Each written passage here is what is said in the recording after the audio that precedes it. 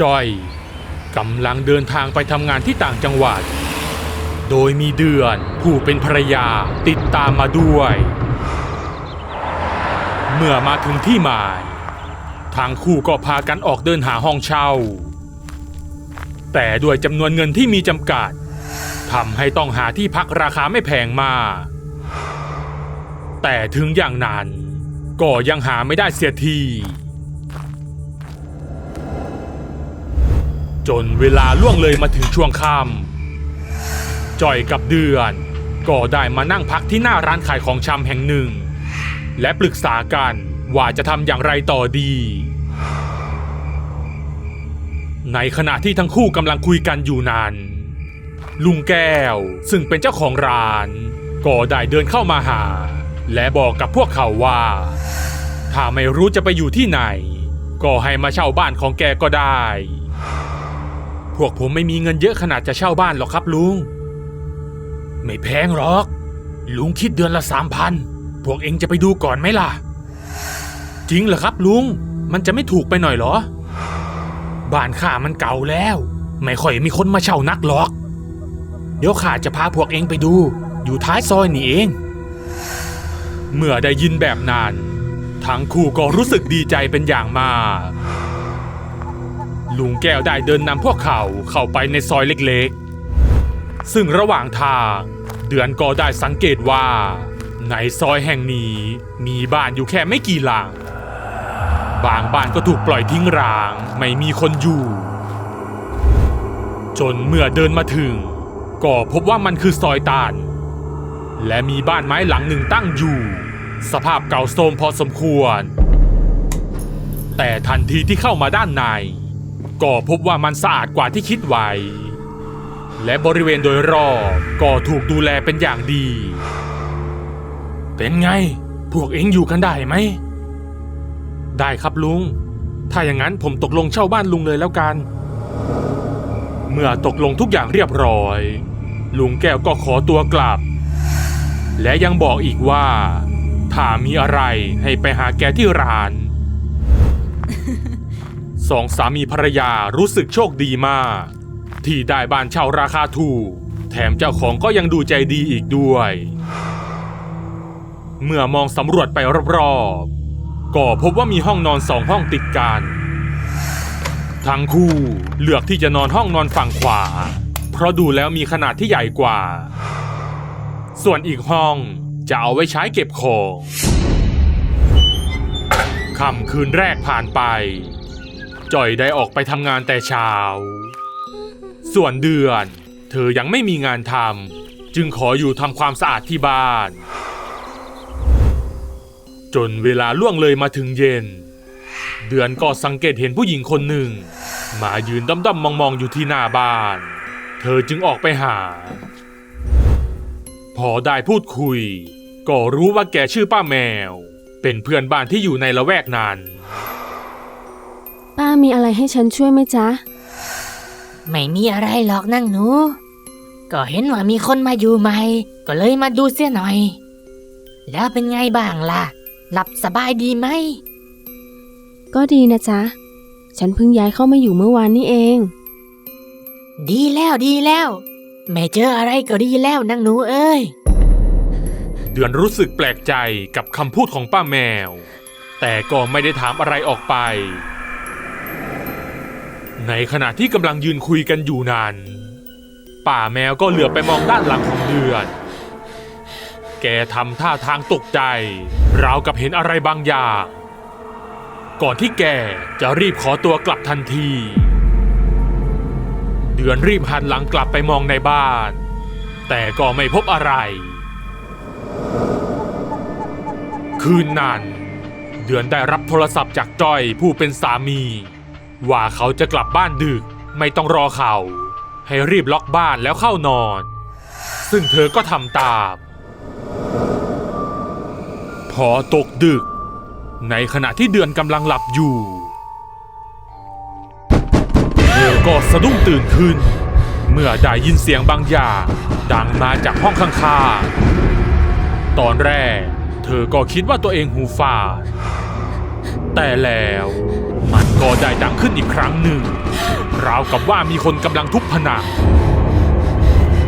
เดือนตัดสินใจ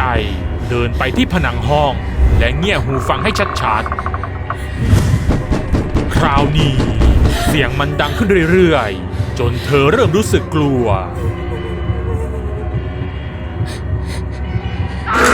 เมื่อจู่ๆก็มีใบหน้าของหญิงสาวสภาพบิดเบี้ยวโชกไปด้วยเลือดทะลุออกมาจากกำแพงและหันมาส่งยิ้มให้เธอเดือนกรีดร้องเสียงดังลั่นและรีบวิ่งหนีออกมาจากบ้านพร้อมกับเสียงหัวเราะที่ดังไล่ตามหลังมาเธอวิ่งมาจนถึงบ้านป้าแมวที่ปิดไฟมืดสนิทก่อนที่เธอจะตะโกนร้องขอความช่วยเหลือไม่นานเดือนก็เห็นป้าแมวเดินออกมาและได้พาเธอเข้ามาในบ้านเธอได้เล่าให้ป้าแมวฟังว่าตัวเองนั้นถูกผีหลอกป้าแมวที่ได้ยินดังนั้นก็ตกใจก่อนจะเล่าว่าเมื่อตอนเย็นที่แกรีบหนีกลับออกมาก็เพราะเห็นผู้หญิงคนหนึ่งกำลังยืนฉีกยิ้มให้แกอยู่ในบ้านโดยเนื้อตัวโชกไปด้วยเลือดคืนนั้นเดือนจึงได้ขอนอนอยู่ที่บ้านป้าแมวจนถึงเช้า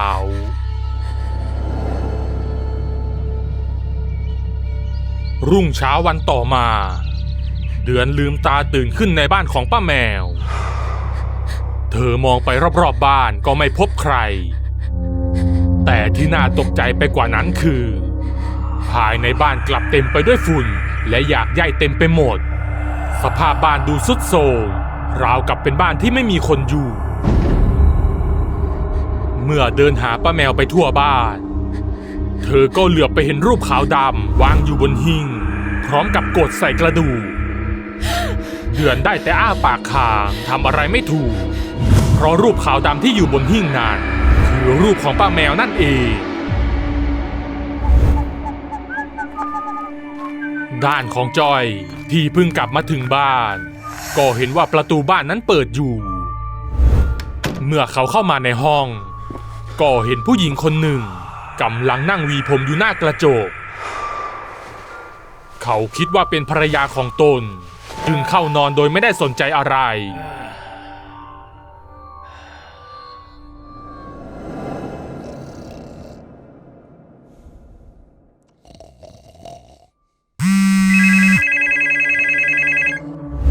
พี่จ้อยอยู่ไหนบ้านหลังนั้นมันมีผีฉันไม่อยู่แล้วนะพี่ฉันกลัวอะไรนะเดือนอยู่ๆสายก็ถูกตัดไปจอยรีบหันไปที่กระจกก็ยังคงเห็นผู้หญิงคนนั้นนั่งหวีผมอยู่ที่เดิมเขาขนลุกไปทั้งตัวเมื่อเส้นผมของผู้หญิงค่อยๆหลุดร่วงออกมาเป็นกระจุกหญิงสาวได้ลุกยืนขึ้นและเดินถอยหลังมาหยุดอยู่ที่ปลายเตียงช่วยด้วยผีหลอกจอยรีบวิ่งหน้าตาตื่นออกมาจากบ้านก่อนจะมาพบเดือนที่นั่งตัวสั่นอยู่กับลุงแก้วที่หน้าร้านของแกจอยโวยวายเสียงดังถึงเรื่องที่เขาถูกผีหลอกส่วนเดือนก็ได้เล่าสิ่งที่เธอเจอมาให้จ้อยฟังลุงแก้วได้แต่ขอโทษขอโพยพวกเขาก่อนที่จะเล่าทุกอย่างให้ทั้งคู่ฟังว่าเมื่อ10 ปีก่อนเคยมี2 สามีภรรยากับลูกสาวมาเช่าบ้านของแกแต่ลูกสาวนั้นเป็นคนสติไม่ดีและชอบทำร้ายตัวเองจึงถูกขังไว้ในห้องไม่ให้ออกไปไหนอยู่มาวันหนึ่งทั้งคู่เกิดทะเลาะกันฝ่ายสามีได้หนีออกจากบ้านส่วนภรรยาก็ผูกคอตายอยู่กลางบ้านแล้วลูกสาวเขาล่ะลุงก็มันเอาหัวโขกกำแพงจนตายน่ะสิชาวบ้านแถวนี้เขากลัวกันหมดนางหนูเอ้ยข้าก็ไม่รู้จะทำยังไงแล้วเดือนขนลุกขึ้นมาทันทีเมื่อนึกถึงเสียงที่เธอได้ยินตรงผนังห้องกับสภาพใบหน้าที่บิดเบี้ยวของผีตนนั้นลุงแก้วยังบอกอีกว่า ป่าแมวแกหัวใจวายตายอยู่ในบ้านของแกแต่ไม่เคยมีใครเห็นวิญญาณของแกเลยแกคงตั้งใจจะมาช่วยเดือนนั่นแหละเมื่อได้ยินดังนั้นทั้งคู่จึงขอย้ายออกทันทีลุงแก้วได้แต่เอ่ยปากขอโทษอีกครั้งและได้คืนเงินค่าเช่าให้ทั้งหมดหลังจากเหตุการณ์นั้นทางคู่จึงไปทำบุญให้กับป้าแมวและดวงวิญญาณของผีที่อยู่ในบ้านหลังนั้นเพื่อจะได้ไม่ต้องทนทุกข์ทรมานอีกต่อไปก็จบไปแล้วนะครับกับเรื่องบ้านสยองขวัญหวังว่าจะชอบกันนะครับใครที่มีเรื่องราวที่น่าสนใจที่อยากให้ทีมงานนำมาทำเป็นแอนิเมชันก็สามารถส่งเข้ามาที่แฟนเพจหลอนไดอารี่ได้เลยนะครับถ้าชอบคลิปนี้ก็อย่าลืมกดถูกใจและกดติดตามหลอนไดอารี่ทั้งช่องทาง Facebook และ YouTube เพื่อจะได้ไม่พลาดคลิปใหม่ๆอีกมากมายและเป็นกำลังใจให้ทีมงานทำคลิปต่อๆไปด้วยนะครับขอบคุณทุกท่านที่เข้ามารับชมครับ